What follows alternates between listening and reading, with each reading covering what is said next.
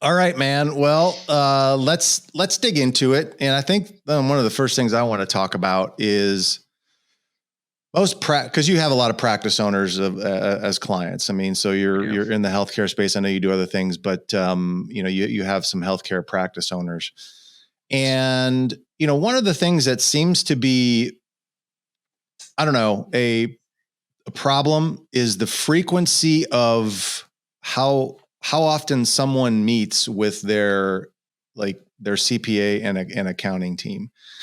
And I guess I just want to get it from like your perspective of like, what do you think that frequency should be? Because some people are just like, it's once a year and that's it. Yeah.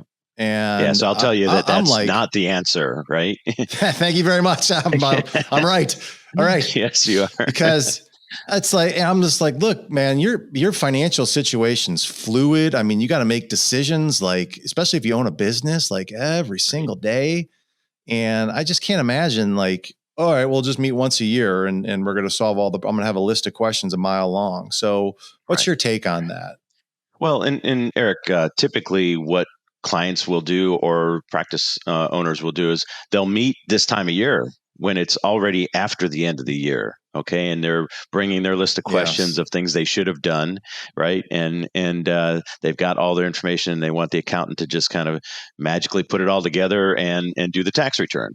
So, we recommend that business owners especially meet with their tax advisors a minimum of once a year, but not during the tax drop off. That meeting should occur before the end of the year. Typically we schedule those meetings between October 15th and December 15th because there's a lot of things that we've talked about maybe throughout the year that we want to make sure get in place before the calendar year flips. And so at a minimum it should be one time beyond that tax drop off. Now, I do highly recommend meeting once or twice a year, especially if you have, like you said, a very fluid situation. It's important that you get ahead of, what's going on in your business, how much money and profit is being generated in that business, because that's going to have an impact on your tax return. So waiting until March or April or this time of year is not good.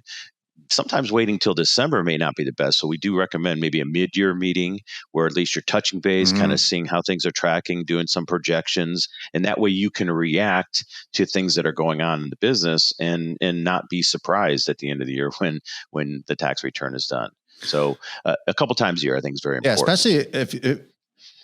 Especially if you're growing and, I think that's one of the what we'll see is, a practice that's growing, and then they get, of course, somewhat shocked when they start looking at how much quote unquote profit they actually have and what they're going to owe in taxes. So, and I think another thing into that, we'll get into that in the whole surprise. Yeah. The whole surprise tax bill thing, which is completely unnecessary. Well, and I think a lot of the frequency of the meeting you have with your tax professional or your tax planner depends on how well you know your numbers too, right? So if you don't know your numbers, you should probably be meeting more frequently so that you can, get some education around what they mean. But if you have a good handle on that, then maybe it's less important to meet as often. And the one thing that's important to know is these meetings with your tax professionals probably are not part of what they do just to prepare your taxes. It's part of the whole tax planning process. And so it goes beyond them just filling out a lot of forms for you and getting the tax compliance work done. It involves some planning and getting ahead of the game, like you said. And maybe just define that for people, because I mean, as much as I try to say it, there's a difference between tax preparation and tax planning. Like, how would you differentiate the two? Yeah, so a tax preparer, somebody that just does tax returns or that just knocks out that 1040 work or the 1120s or so on and so forth, is really reactive. Okay, they're not doing any planning. They're just taking information that you have, in your accounting system or whatever numbers you have, and putting them in a form and completing that task.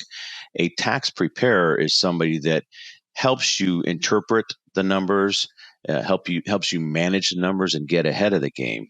And so, essentially you're managing your outcome when you're working with a tax planner and with a tax preparer. You're just kind of reacting to it and then just moving on and dealing with it. So there's the huge difference. The tax planner is somebody that you view that you should view as an investment. That relationship you have with the tax planner is an investment in your financial well-being and in your kind of wealth building process.